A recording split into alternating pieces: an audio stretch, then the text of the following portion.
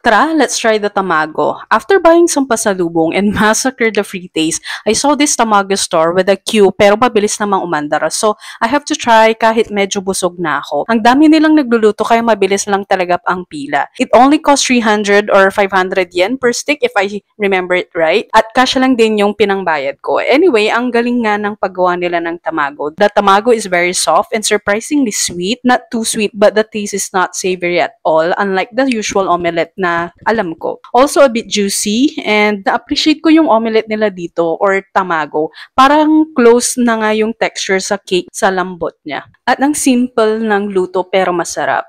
Pero ang hirap kumain sa daan ha, ang dami rin kasing nakagilid na kumakain nitong tamago. By the way, may designated tapunan din sila ng stick. And itong tray, big plus yun ha kasi ang hirap humanap ng basuran dito sa Japan. Dito pala sa likod is may mga iba't ibang klaseng tamagong benta nila. At mostly na bumibili is mga locals. Puro take out nga, di nila kinakain agad. Mga tourist lang talaga ang nakikita kung kumakain sa gilid. Amazing lang kasi kung tutusin, simple lang tong omelette pero ang dami nilang variety. Overall, a must try in Japan since tamago or any egg dishes of Japan is such a serious thing. Yun lang muna. Bye!